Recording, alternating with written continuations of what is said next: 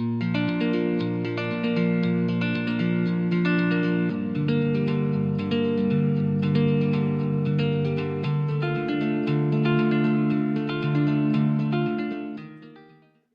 students, welcome to study room. Today we are going to learn about applications of UCM, that is Uniform Circular Motion. और इसी concept से आप ये भी पढ़ोगे कि how centripetal force works. Okay, तो in previous videos we have learned about centripetal force and we have derived mathematical expression for it. Okay, so let's start with first application of uniform circular motion, that is vehicle along horizontal circular track या path बोल सकते या road बोल सकते. Okay, vehicle along horizontal circular road. So let's draw vehicle along horizontal circular road या track. So ये suppose हमारा एक horizontal circular track है.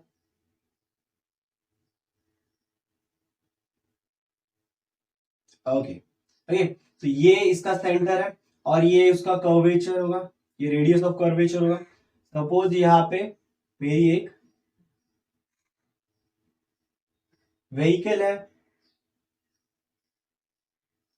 नॉर्मल सी प्रोफेशनल व्हीकल नहीं बनाएंगे हम, छोटी मोटी ऐसे अपना काम हो जाए इतनी सी व्हीकल बनाएंगे. टायर पे मत जाओ, मैंने कुछ ऐसे टायर्स होंगे, सामने से देखेंगे तो ऐसे ही दिखेंगे. ओके, तो ऐसी एक व्हीकल है मेरी.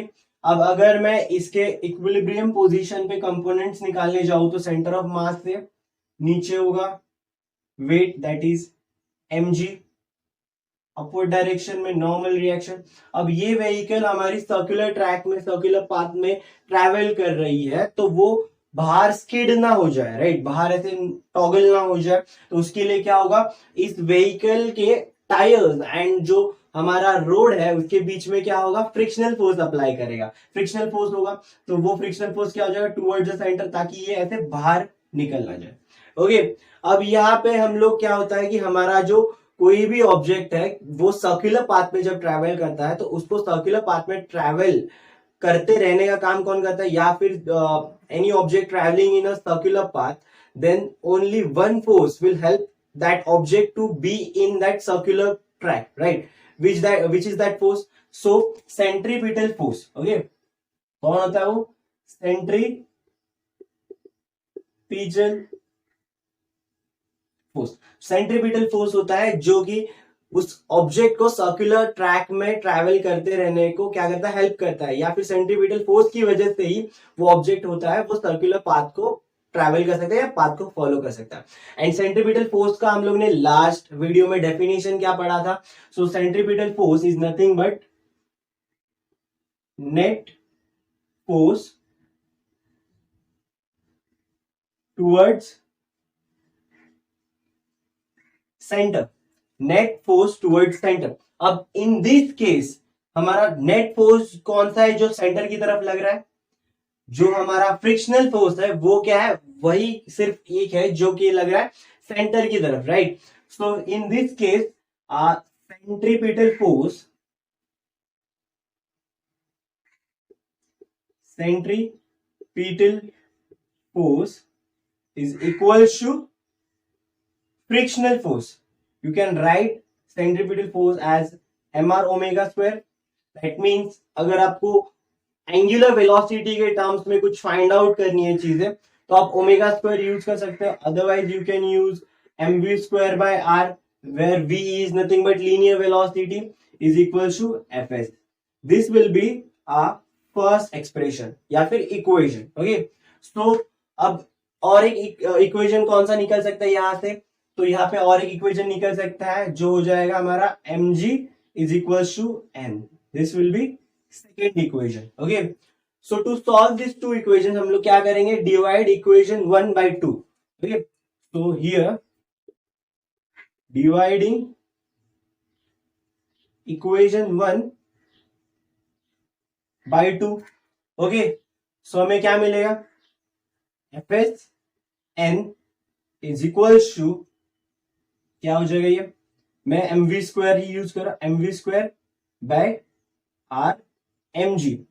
ये m विल गेट कैंसल्ड और हमें बचेगा v स्क्वायर बाय rg. इसको थर्ड इक्वेशन ले लेते हैं, इसको ले लेंगे third equation. in this equation you can observe that this n, r and g are constant terms, right? normal reaction, radius of curvature and g, ये क्या है, सभी के सभी कांस्टेंट टर्म्स है। सिर्फ वेरिएबल क्या है, F S is equal to V square, ये जो वेरिएबल्स है F S and V square, right? And दोनों क्या है, डायरेक्टली प्रोपोर्शनल है एक दूसरे से, डायरेक्टली प्रोपोर्शनल है, दैट मीन जितनी मेरी एफ एस की वैल्यू होगी उतनी मेरी, क्योंकि बैलेंस करना इक्वल है तो दोनों side R H S equal to L H S करना है, तो एफ एस की वैल्यू जितनी बढ़ेगी उतनी वैल्यू मेरी क्या बढ़ेगी, वी स्क्वायर की वैल्यू बढ़ेगी, बराबर? तो अभी आगे बढ़ते हैं। तो मैक्सिमम मेरा फ्रिक्शनल फोर्स क्या हो सकता है, एफ एस मैक्सिमम कितना हो सकता है मेरा, तो एफ एस मैक्स हमें पता है म्यू एस एन होता है, where mu S is nothing but coefficient of static friction होता है, F S max is equal to mu S N होता है। अब इसी से हमें पता है कि म्यू एस क्या हो जाएगा मेरा, F S max upon N, इसको हम ले लेते हैं फोर्थ इक्वेशन, ओके, इसको हम ले लेंगे फोर्थ इक्वेशन। अब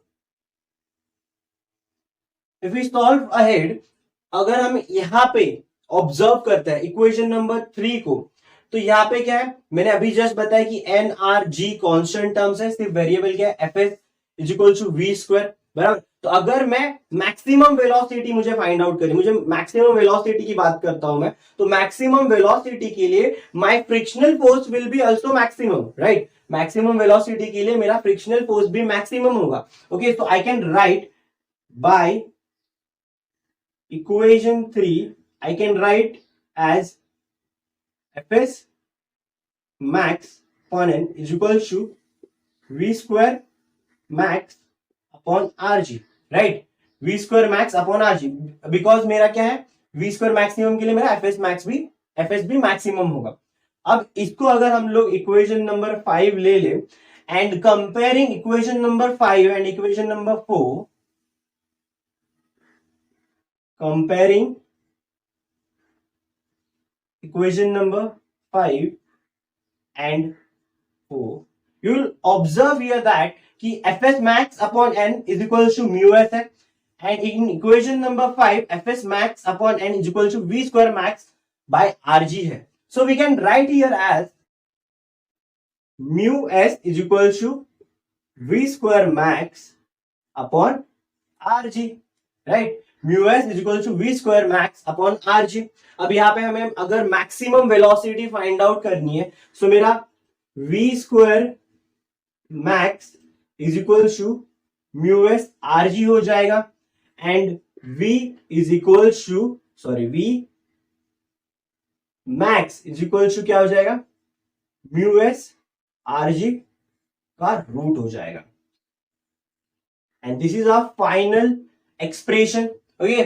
सो इस एक्सप्रेशन से हमें क्या मिलती है, maximum velocity of any vehicle travelling along a horizontal circular track, मतलब कोई भी व्हीकल अगर हॉरिजॉन्टल सर्कुलर ट्रैक से ट्रैवल कर रहा है तो उसकी मैक्सिमम वेलोसिटी क्या होनी चाहिए, under root of mu S R G होनी चाहिए। क्या होनी चाहिए, under root of mu S R G होनी चाहिए, ओके? सो इसी के साथ हमारा जो ये फर्स्ट एप्लीकेशन था उससे हमने क्या फाइंड आउट किया कि हमारा किसी भी हॉरिजॉन्टल सर्कुलर ट्रैक पे हमारी मैक्सिमम वेलोसिटी क्या होनी चाहिए, तो वो डिपेंड करेगी हमारा जो टायर है उसके, टायर एंड रोड के बीच में जो कोएफिशिएंट है फ्रिक्शन का, वो रेडियस कितना है हमारे रोड का, and obviously gravitational acceleration, okay? तो आई होप आपको ये फर्स्ट एप्लीकेशन समझ में आ गया होगा। नेक्स्ट वीडियो में हम लोग इसी से related, that is applications of UCM को ही कंटिन्यू करते हुए नेक्स्ट कुछ एप्लीकेशंस और पढ़ेंगे, ओके?